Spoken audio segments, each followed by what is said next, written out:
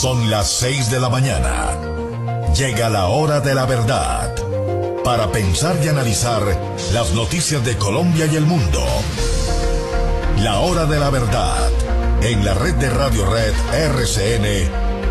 Con Fernando Londoño Hoyos.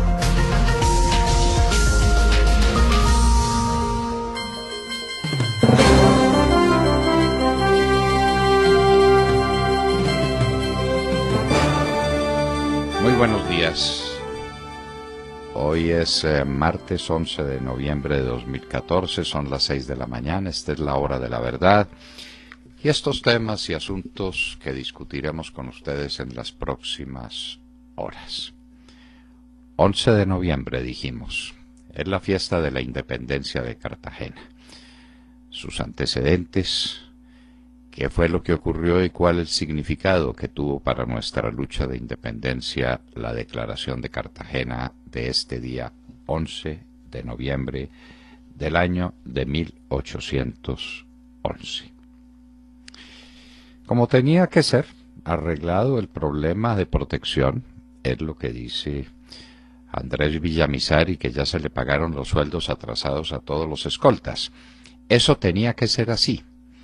¿Por qué entonces el gobierno deja que corran aguas turbulentas, que haya manifestaciones de inconformidad, que tengan que producirse paros, que tengan que ponerse de manifiesto los peligros inmensos de dejar centenares de personas desprotegidas cuando están siendo gravemente amenazadas? ¿Por qué? ¿Por qué en este gobierno todo tiene que ser bajo el signo de la emergencia? La justicia indígena y la justicia local. La justicia indígena, ¿qué grado de autonomía tiene? Esa justicia indígena obró con una celeridad impresionante. Lo mismo que obró la policía indígena, y esto no ha sido destacado. Es que los guerrilleros de las FARC, que son indígenas también, evidentemente son indígenas, asesinaron a estos dos indígenas y se les tendió un cerco y se los capturó en una cuestión de horas. ¿Por qué eso solamente es posible cuando lo hacen los indígenas sobre indígenas? ¿Cuál es el secreto para que el ejército esté paralizado y el ejército no tenga estos resultados? Pero después viene la administración de justicia, que se hace en cuestión de horas. Los indígenas condenan a los indígenas de las FARC apenas entre 40 y 60 años de prisión. No hay, por supuesto, dónde encarcelarlos porque no hay IMPEC, porque no hay justicia en Colombia. ¿Por qué la justicia en Colombia es eminentemente morosa, tardía? ¿Por qué no se dictan sentencias nunca?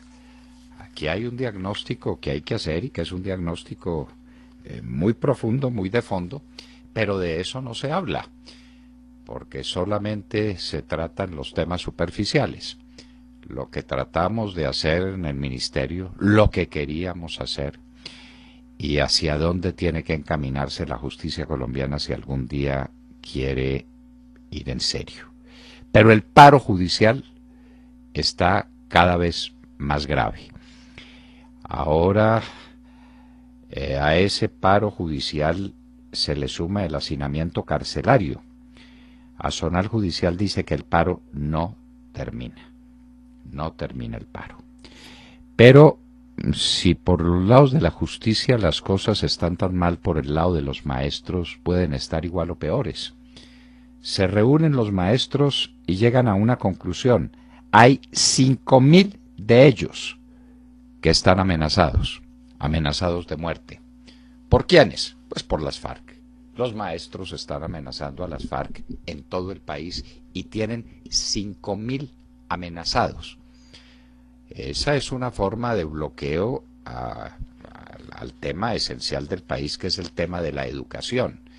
Eso no se menciona, eso nadie lo dice.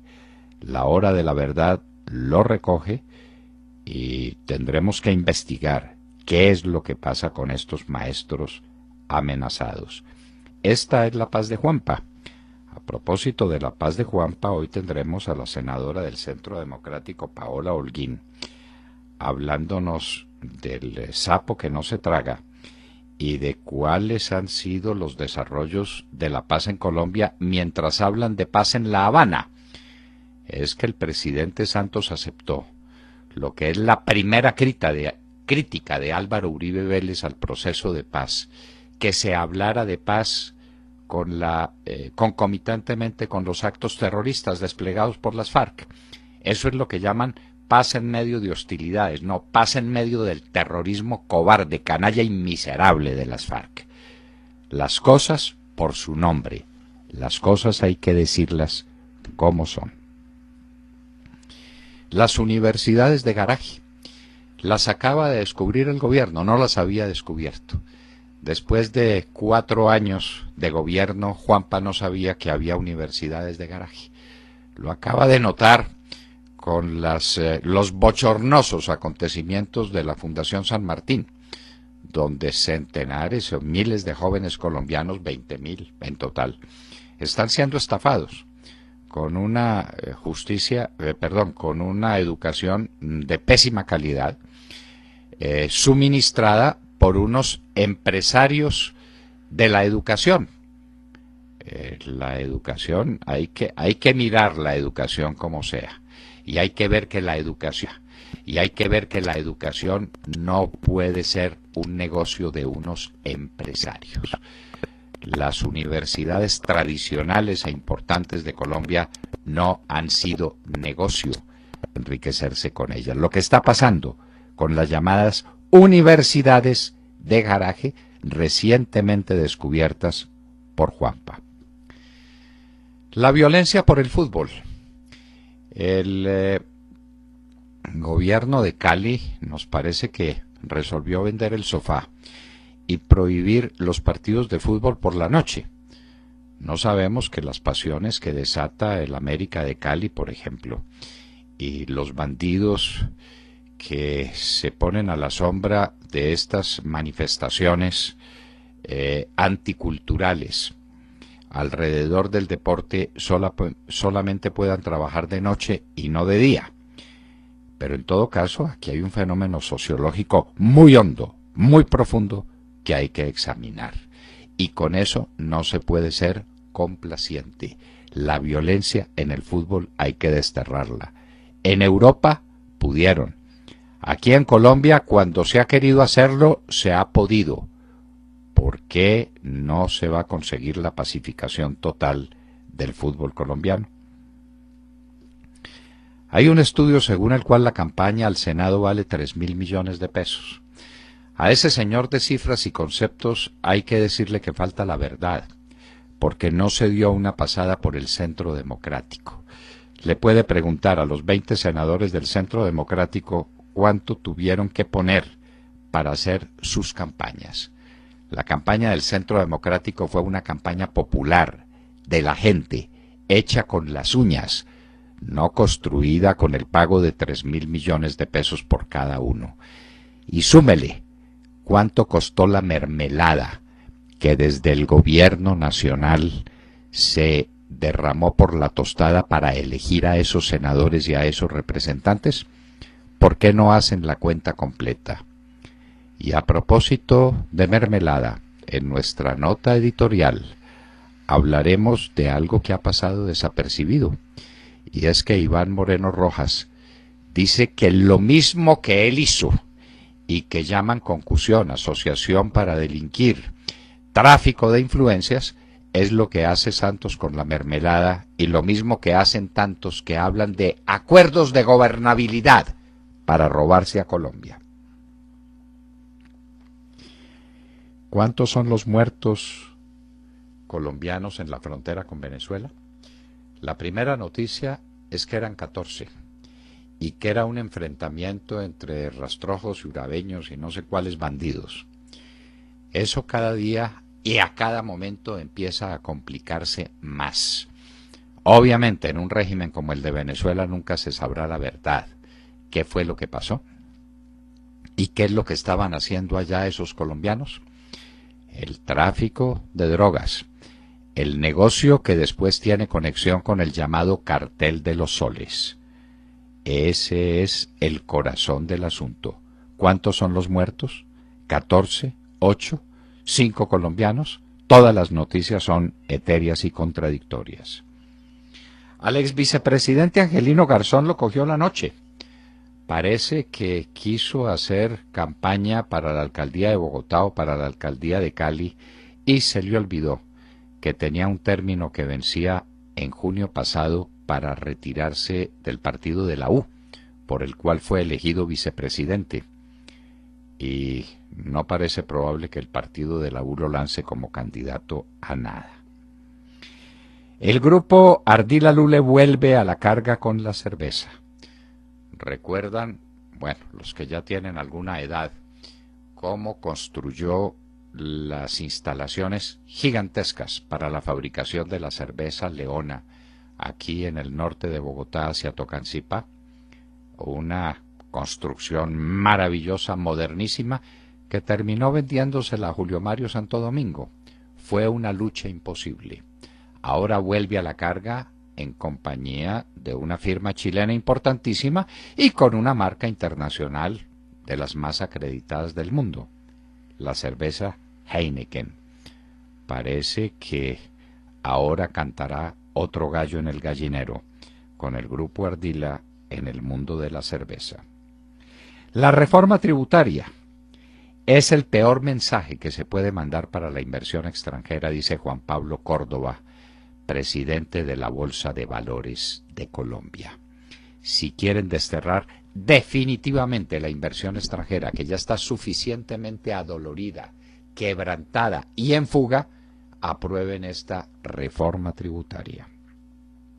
En Nigeria, 48 muertos y 79 heridos en un ataque suicida de Boko Haram, lo que puede el fanatismo islámico. Se reunió el Foro de Asia-Pacífico. Allá están los hombres más significativos del mundo en medio de una ceremonia fastuosa. Iban llegando los automóviles y de cada automóvil va descendiendo uno de los grandes magnates políticos del mundo. Y sale Barack Obama, presidente de los Estados Unidos, mascando chicle. Ahí está Barack Obama. Esa es su estatura y eso es incorregible. Así nació y así se quedó. En México siguen las protestas enormes y probablemente crecientes por la muerte de los 43 estudiantes. Peña Nieto encontró ahí el punto de quiebre para su gobierno. Ya le suman un escándalo con una suntuosa vivienda construida por unas firmas contratistas que curiosamente, o por una firma contratista que ha sido beneficiaria de contratos muy importantes en el gobierno central. La casa ahora dicen que es de la primera dama, una artista muy reconocida, que tiene 1.400 metros cuadrados y que vale $7 millones. A Peña Nieto le llegó la mala hora. En Irán, Jamenei es el poder real, es el poder de los ayatolas, el mismo poder que tenía Khomeini en su tiempo. Pues Jamenei ha vuelto a pedir la destrucción de Israel, en momentos en que se va a celebrar un nuevo acuerdo nuclear con Irán. Netanyahu, con toda razón, protesta. Un pueblo amenazado de la destrucción total con una bomba atómica no puede permanecer impasible en estas circunstancias. Un estudio de la Universidad de Dallas revela que la marihuana sí es gravemente dañina para el cerebro. Si se trata de un niño, puede paralizar todo su desarrollo cerebral. Con persona de cualquiera edad adicto, se disminuyen seriamente las conexiones eléctricas entre el cerebro, las formas de comunicación del cerebro. La marihuana, en otras palabras, conduce a la estupidez, y eso es obvio, es un alucinógeno, pero la marihuana se está imponiendo en el mundo. Bueno, entonces impónganla, pero hagan lo que dice Sabater. una inmensa campaña de ilustración para que la gente sepa cuáles son los riesgos de probar estas malditas sustancias. Y en Hoy en la Historia, como les dijimos al comienzo, recordaremos el 11 de noviembre de 1811, la independencia de Cartagena. De todo esto y de mucho más hablaremos con ustedes en las próximas horas en la Hora de la Verdad. Muy buenos días a todos. Pregunto, ¿hasta dónde es viable una paz armada o unas negociaciones de paz que siembran cadáveres todos los días y recogen dolor e indignación? Este tema se discutirá en la plenaria del Senado hoy, precisamente ya que el Partido Liberal citó a Humberto de la Calle, el alto comisionado para la paz, Sergio Jaramillo, y el fiscal general Eduardo Montealegre. Un trío que tendrá que enfrentar los datos y los números que trae el Centro Democrático y que hablan por sí solos. La senadora Paola Holguín ya dio el abrebocas a través de las redes sociales y rechazó el hecho de que mientras que el presidente de los colombianos estaba de gira por Europa, desde La Habana siguen atentando contra la población civil y la fuerza pública.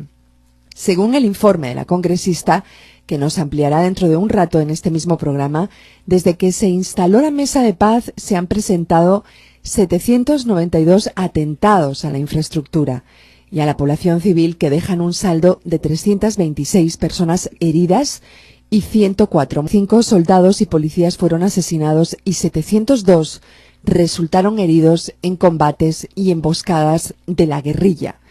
¿No les parece esta una cifra escalofriante que habla por sí sola y que cuestiona este proceso de paz armado? ¿No es contradictorio que sea precisamente en medio de este proceso de paz cuando los niveles de inseguridad se están disparando en el país? Y no lo digo yo, lo dicen las encuestas, insisto. Dijo Humberto de la Calle que una vez que se firmen los acuerdos con La Habana no habrá paz armada. Pero ¿cómo creerle a la vista de estas estadísticas sangrientas? Pregunto. ¿Y cómo creer cuando ya se está armando, sin que se pare mientes en ello, el nuevo proceso armado, que es el de las BACRIM?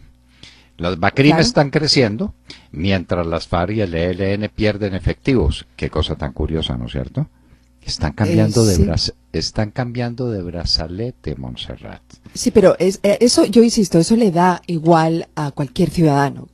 Lo que le importa es no sufrir violencia, no sufrir inseguridad. Lo mismo da que tengan un nombre u otro, creo yo, ¿no? Por lo menos en mi caso. Y una cosa, Montserrat, es discutir la paz en medio de hostilidades militares, y otra cosa es hablar de paz en medio del terrorismo. Porque no me diga que usted puede llamar hostilidades, o puede llamar fuego, o puede llamar guerra al reclutamiento de niñas y de niños, a la siembra de minas antipersonas para matar campesinos, alrededor de las escuelas. Sí, eso no es alrededor de las escuelas no es conflicto, sí. Y le faltó alrededor de los centros de salud, donde también los están poniendo. En medio de estos actos atroces, ¿se puede hablar de paz? El presidente Uribe lo dice en su carta, que es, insistimos, un cuerpo de doctrina a las FARC, a una mesa de negociaciones, sino contra la promesa formal y verificable de que cesaban los actos terroristas contra el pueblo colombiano. Lo permitió y ahí están las consecuencias. William Calderón. Buenos días Colombia, gracias por invitarnos a sus hogares y a sus vehículos. Hoy es martes 11 de noviembre del año 14, son las 6:24 de la mañana. En un trascendental pronunciamiento, el Procurador General de la Nación, Alejandro Ordóñez Maldonado, respondió a la dirigencia del Partido Conservador, poniendo los puntos sobre las IES, con un pacto que le garantice a las FARC que lo que se acuerde se cumpla y asegure a la sociedad colombiana y al mundo que la paz duradera y estable es el producto del respeto por el derecho de las víctimas, de que en vez de impunidad exista rigurosa administración de justicia para castigar las atrocidades, que el acuerdo concrete la disolución definitiva como aparato armado y criminal. El jefe del Ministerio Público se pregunta, con la autoridad moral y la coherencia que lo caracterizan, por los mecanismos de refrendación, ¿cómo asegurar que la llamada paz territorial institucionalice el Estado en el territorio y no a la FARC y no a las FARC? ¿Cuál debe ser la duración de las penas privativas de la libertad? ¿Qué límites imponen para la participación en política a perpetradores de crímenes de guerra y de graves violaciones a los derechos humanos? Al igual que respecto a los condenados por narcotráfico, ¿cómo evitar que la guerrilla convierta el proceso en una gigantesca operación de lavado de activos? Estas son las preguntas, doctor Londoño, que en su momento fueron tergiversadas por la prensa oficial y que aquí hoy hacemos claridad. Doctor Londoño, tenemos guardián en la heredad.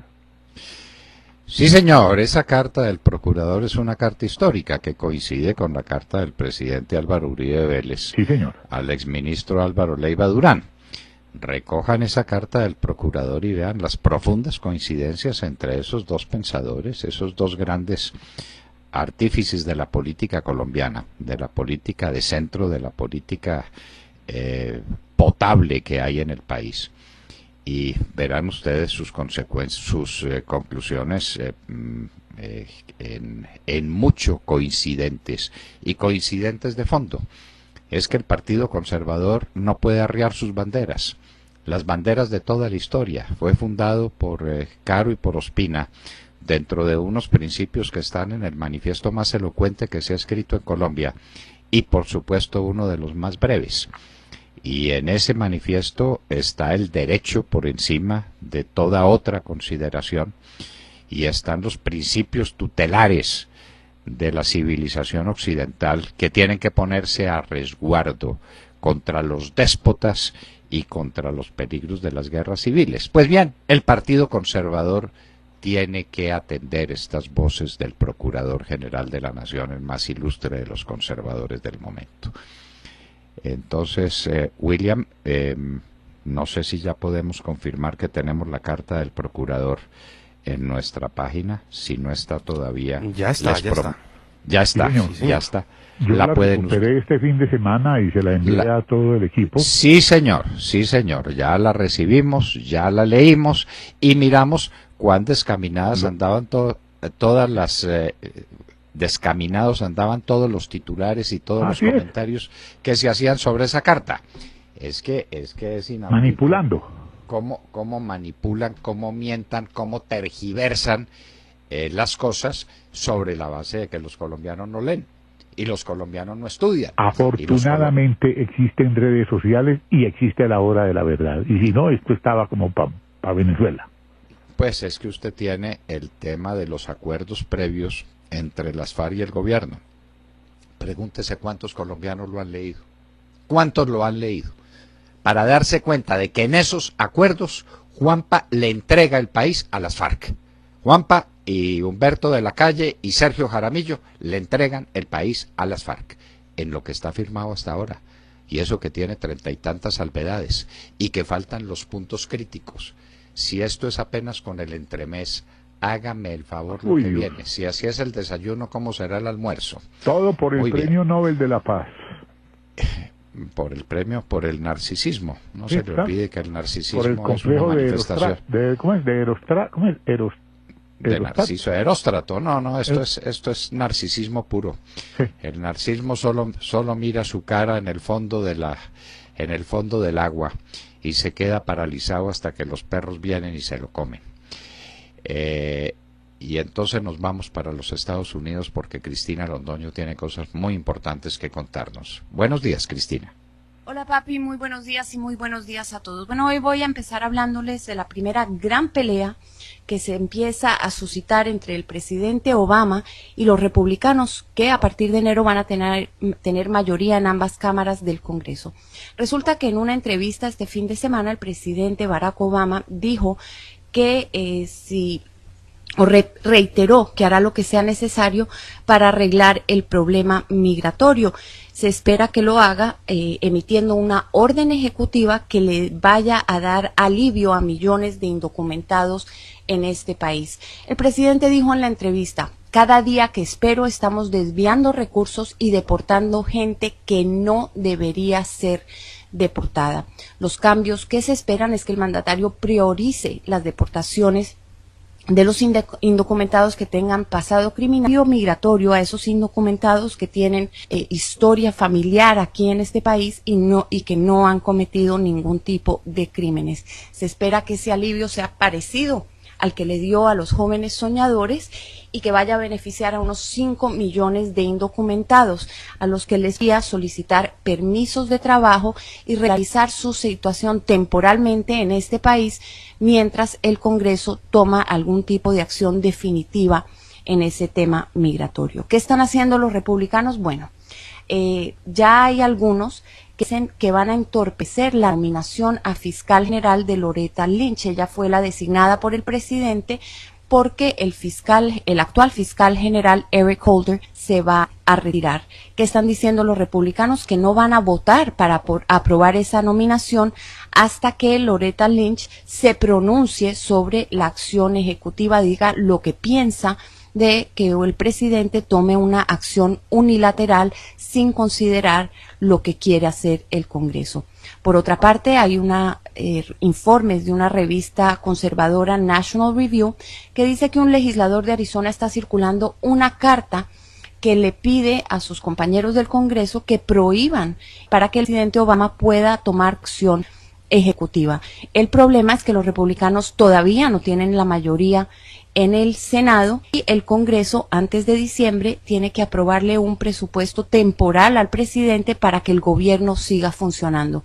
¿Qué quiere decir esto? Que se podría ver un nuevo cierre del Congreso en medio de esta batalla.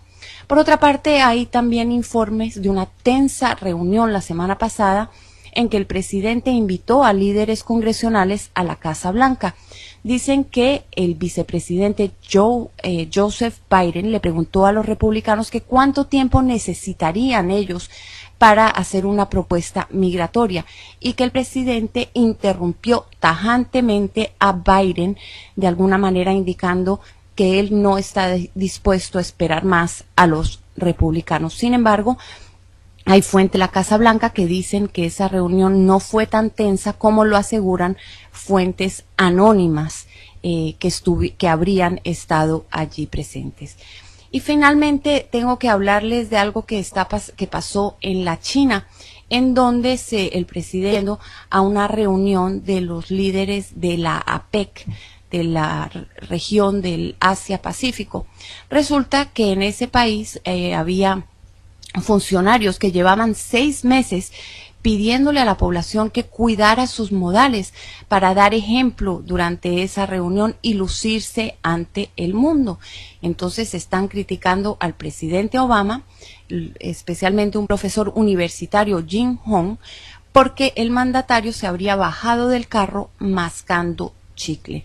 El presidente dice por medio del Twitter chino que se llama Sina Weibo que hicieron una reunión lujosa con cantos y bailes para ver al mandatario estadounidense bajarse del carro mascando chicle, algo que ellos ven como una grosería. El presidente se sabe que le gusta el chicle Nicorette, un chicle de nicotina, porque ha enfrentado grandes retos dejando el cigarrillo. Sin embargo, ya lleva varios años desde que dejó de fumar. Bueno, esa es la controversia en China. Seguramente estarás de acuerdo con los chinos, papi, porque yo sé que a ti también te desespera que la gente ande mascando chicle. Es todo lo que tengo por el momento. Ahora vuelvo contigo al estudio. Que tengas muy buenos días y muy buenos días a todos. Muy buenos días, Cristina, y quiero aclarar, a mí no me importa que la gente masque chicle. Cuando masque chicle en en su sitio, lejos del resto del mundo donde no se vea. Pero hablar con una persona que está mascando chicle, que alguien le masque chicle a uno, pues es lo mismo que una persona esté hablando con la boca llena. Pero por favor, son cosas de elemental educación y cortesía. El presidente de los Estados Unidos debiera tener un asesor en urbanidad, en la urbanidad de Carreño, para que sepa que no se llega a una reunión, y mucho menos a una reunión trascendental como esa que se está desarrollando ahora en Beijing, mascando chicle. Bueno, pero ese, si quiere, es asunto secundario. Problemas serios los que va a tener el presidente Obama con una oposición en el Congreso, tanto en el Senado como en la Cámara, con republicanos que no están dispuestos a seguir entregando los Estados Unidos y a seguir perdiendo la supremacía y la significación que los Estados Unidos tienen en el mundo desde hace por lo menos un siglo. Sergio Gel. Doctor Londoño, muy buenos días para usted, para todos nuestros oyentes. Pues mire, abrimos la mañana concentrados en lo que pasa alrededor de la reforma tributaria, una reforma presentada por el gobierno nacional, a pesar de que en palabras dadas la semana pasada por el ministro de Hacienda, Mauricio Cárdenas, pues no hay hueco fiscal. Eso lo dijo el ministro la semana pasada y es una gran mentira porque el hueco fiscal del año entrante superará los 12 billones de pesos y cursa precisamente en el Congreso de la República este proyecto de reforma tributaria que ya está generando ronchas y está levantando muchas ampollas.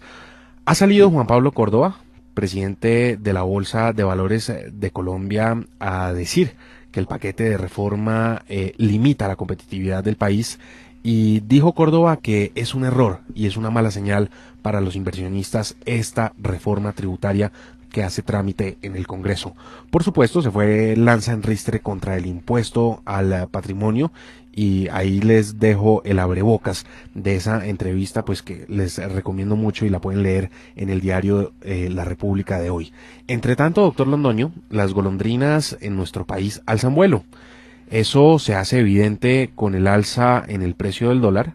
La última operación que registra Bloomberg da cuenta de un precio de 2.108 pesos con 53 centavos. Recuerde usted que ayer durante la emisión dimos en un boletín la noticia de que el dólar ya iba en 2.104 pesos. Pues bien, ahora va ya en 2.108 pesos con 53 centavos. Y ese, doctor Londoño, es el panorama que tenemos hoy en el país. El gobierno apretando con impuestos, generando estos roces con el sector privado, sin lugar a dudas, y esto lo hace mientras ve cómo se le desmorona la renta petrolera. Ese es el otro tema. El WTI está hoy sobre los $79 y 77. 77. Ayer estaba sobre los 79, ya va en los 77 y las golondrinas pues están buscando hacer verano en otras latitudes, lo que ha ayudado también a presionar el precio del dólar al alza. Hoy por supuesto seguiremos monitoreando la divisa norteamericana y en el transcurso de la mañana les iremos contando cómo se comporta el precio del dólar. 2.108 en este momento. Sergio, no lo interrumpí para que la aclaración que vamos a hacer le llegue a todos nuestros oyentes más claramente. El hueco fiscal reconocido por el gobierno es de 12.5 billones de pesos. Sí, señor. ¿Y cuánto vale el hueco que se produce con la menor renta petrolera? Por lo menos 8 billones de pesos. Sí, serían otros 8 billones, sí, señor. Luego estamos pasando los 20 billones de pesos de hueco. Pero el ministro dijo que no había hueco fiscal y de verdad no lo dijo había. la semana pasada, no es molestando pues.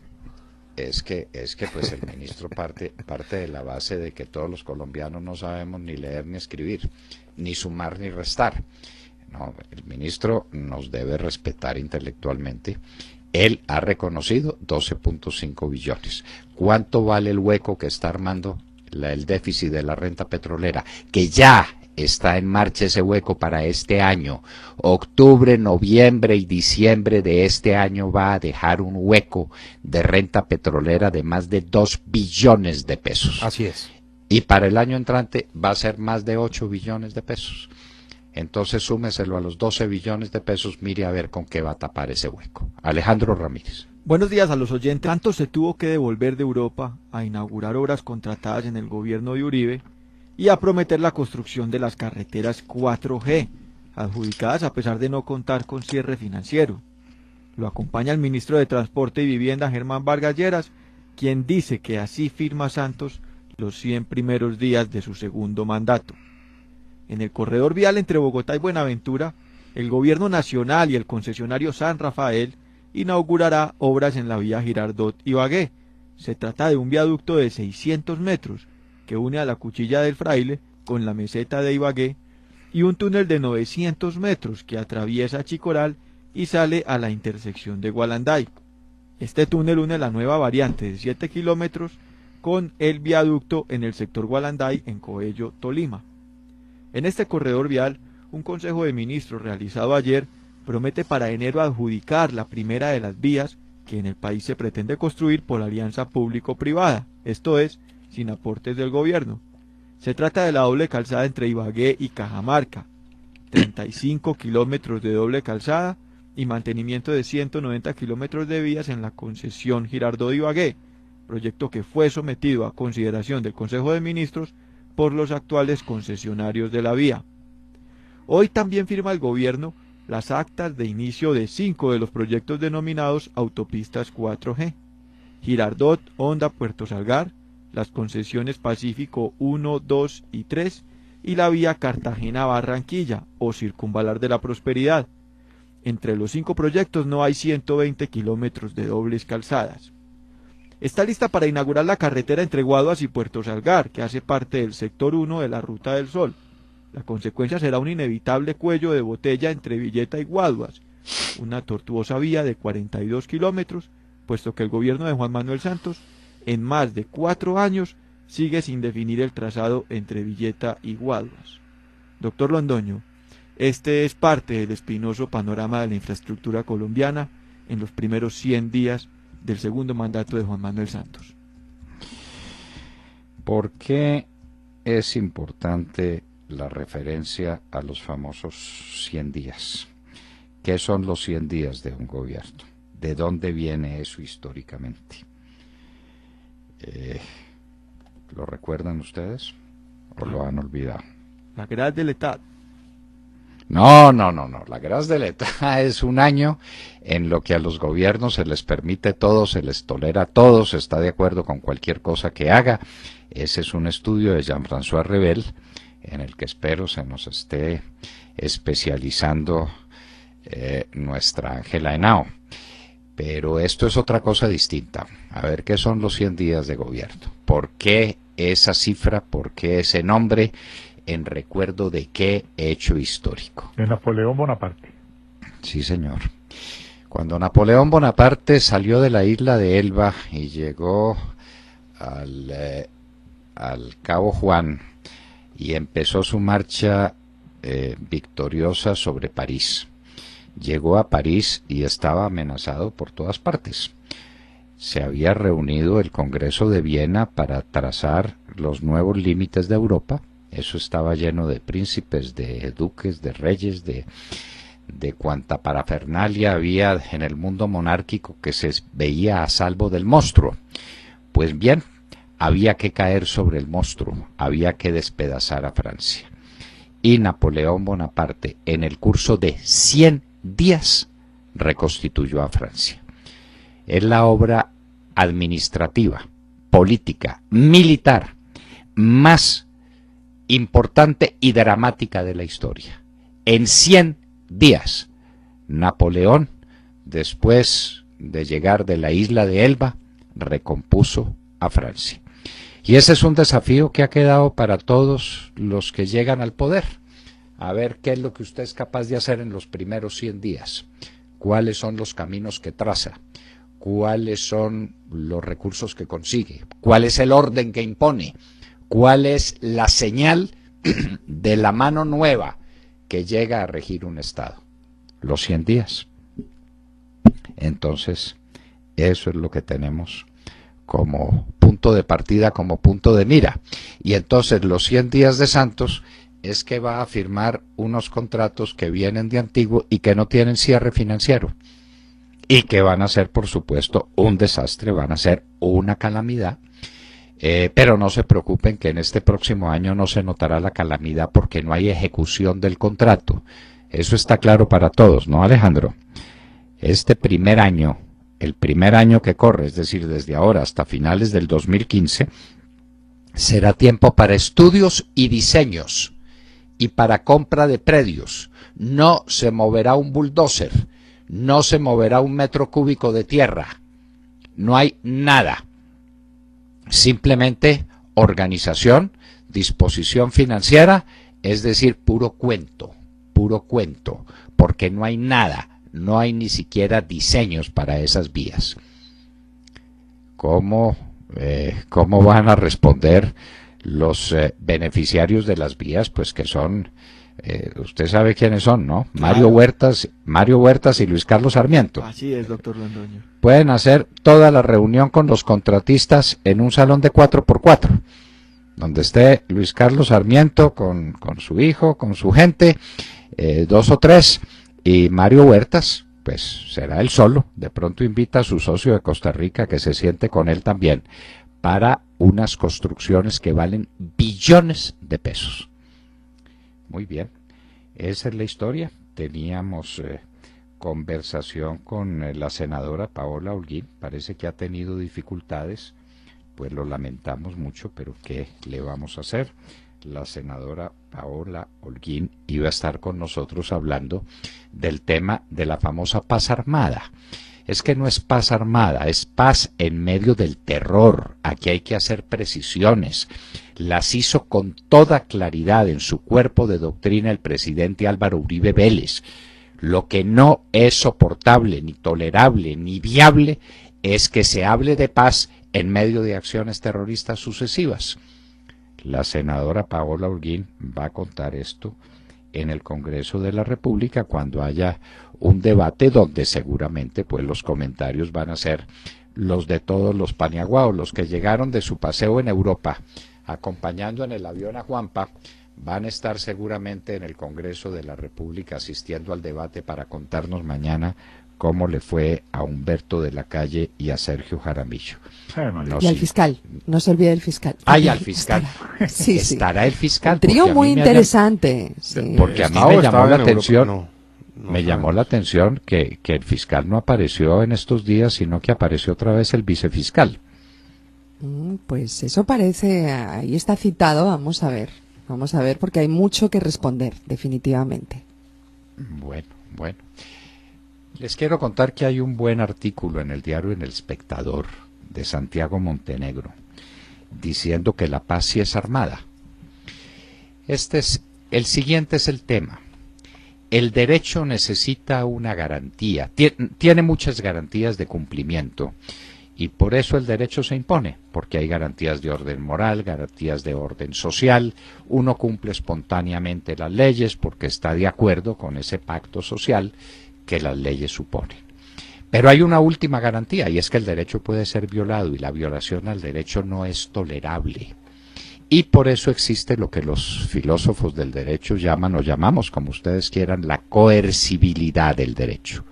Es la posibilidad de que el derecho se haga efectivo a través de la fuerza cuando hay manifestaciones de fuerza para violentar el derecho. Luego, siempre, todo Estado tiene que tener una fuerza armada a su servicio para garantizar el derecho de las agresiones que reciba, de dentro del Estado mismo o de fuera del Estado. Luego la paz siempre es armada. Armada con las armas del Estado. Claro, Montserrat, por supuesto. Pero no las FARC, no los terroristas. No los terroristas. Aquí es al revés. Por quien tiene el uso legítimo de las armas. Claro, es que aquí lo que está pasando es al revés. El monopolio de la fuerza le corresponde al Estado. Eso es así y tiene que ser así. La paz armada es la paz del Estado que se respalda en unas fuerzas militares y en unas fuerzas de policía que garantizan el cumplimiento normal de las disposiciones jurídicas. Eso es lo que pasa y por eso les recomiendo el escrito muy atinado de Santiago Montenegro en El Espectador. Muy buen artículo, doctor Londoño. Lo que pasa es que recuerde usted que Humberto de la Calle parece no haber leído esa negociación entre Enrique Santos y las FARC, donde habla de dejación de armas y no especifica para quién. Y ahí está el problema. No especifica para quién, desde luego proponiendo, como proponen todos los días, que se desvertebre el ejército de Colombia, que se lo mande a las fronteras, que se diga que no hay para qué ejército, si todos estamos en paz, ¿para qué ejército? Los únicos que planearon los estados sin ejército, sin armas que respalden el orden jurídico, fueron los creadores de ciudades etéreas, como Tomás Campanella y como Tomás Moro. Campanella y Moro crearon unas ciudades imaginarias donde todo era fraternidad y amor y condescendencia de los unos con los otros, y por supuesto no era necesario ni policía, ni cárcel, ni fuerza militar alguna. Pues esos son los autores de las ciudades imaginarias que no existirán nunca.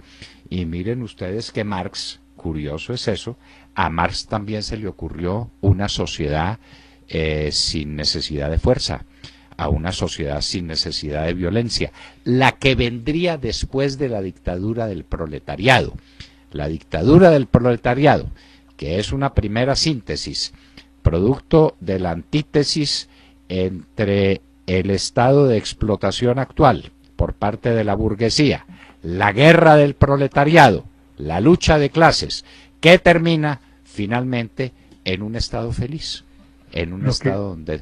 Sí, Will. Lo que propuso Antanas Mockus, que tuvo la valentía de decirlo. En cambio, Santos no lo propuso, pero lo está haciendo bajo oferta. Lo cierto, William, es que los colombianos se sienten más inseguros ahora en pleno proceso de paz. Con datos en la mano, el 80% dice que la inseguridad está empeorando, y en la época de Uribe, en la misma fecha, era el 41%. Así que miren la diferencia. Sí, pero... Miren ustedes la diferencia. Sí, señor.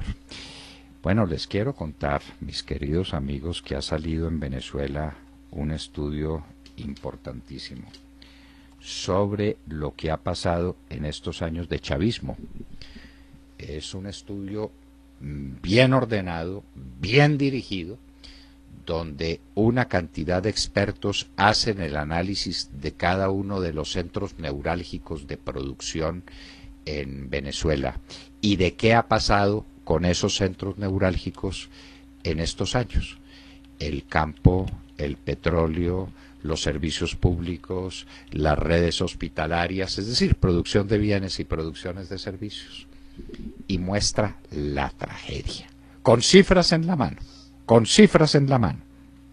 Es un estudio del que hablaremos con detenimiento, porque les queremos repetir a nuestros oyentes: Venezuela va a explotar, y va a explotar muy pronto.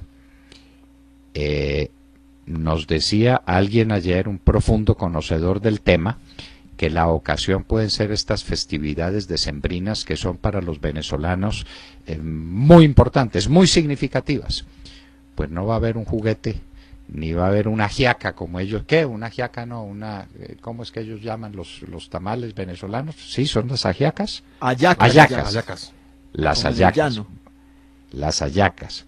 Pues no las va a haber, porque no hay que comer en Venezuela. Pues en efecto, doctor Londoño, yo estuve hablando precisamente la semana pasada con una persona en Venezuela que estábamos hablando precisamente de la escasez de divisas que afecta al país, y lo que me decían es, hombre, estuvimos reunidos con el presidente del Sencoex, que es quien controla pues la liberación de las divisas, y nos decía, me contaba esta persona, nos decía que están preocupados es por la importación de las nueces y por la importación de los alimentos para la Navidad, para las fiestas decembrinas, y que en verdad en este momento no tienen para pagar o para liberar divisas para otros sectores. Están las pocas divisas a las que tienen acceso en este momento, las están precisamente enfocando a eso que usted dice, doctor Londoño, a las fiestas decembrinas.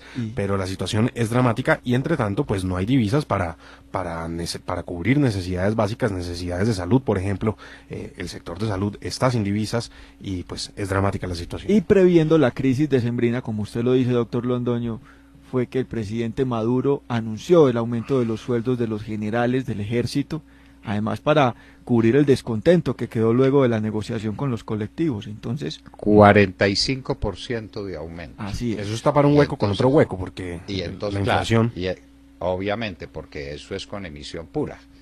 Eso no es con producción ni con ahorros genuinos del Estado, No, sino eso es con prendiendo la emisión. máquina. Con emisión, poniendo la máquina y les aumenta el 45%. ¿Saben ustedes lo que está pasando en los hoteles? Es que son temas que hay que mirar de cerca. Si usted hace una reservación en un hotel, por ejemplo, en la isla Margarita, que es una mezcla de San Andrés, de paraíso turístico y de paraíso de compras. La isla Margarita ha sido medio almacén y medio paraíso turístico. Si usted pide a un hotel una reservación, le dicen la reservación queda hecha, pero queda dependiente de que consigamos insumos hoteleros que hemos pedido y ¿Cómo le que no parece? nos dan todavía. ¿Saben qué son esos insumos hoteleros? Jabón. doctor. Papel higiénico. Oh, Por eso, si un hotel pues no tiene papel higiénico, obviamente pero no pues, puede No, funcionar. por Dios. Entonces, mientras no le llegue el papel higiénico, no puede confirmar las reservaciones que alguien le haga para ir a pasar vacaciones a la isla Margarita. Un hotel sin jabón, pues no puede funcionar. Un hotel sin elementos de aseo, un hotel sin las cosas esenciales para funcionar, pues se tiene que cerrar. Entonces, usted hace reservaciones y se las confirman condicionadas a que el hotel pueda conseguir los insumos. ¿Cómo le parece? No, pero Igual. es que igual ¿a quién se le ocurre ir a Venezuela a Pues vacaciones como así? Cuba va por el mismo camino, Es exactamente Cuba, igual. exactamente. Sí, ¿Cómo sí, estarán es- las cárceles de y ahí los hospitales aprendieron. en Venezuela? Pues imagínese usted lo que está Por Dios, pasando. Pero es que yo creo en que ya las están peor que bueno, Cuba, además, ¿no? Bueno, lo que pasa en las cárceles de Venezuela no puede ser peor de lo que está pasando en las cárceles colombianas, William.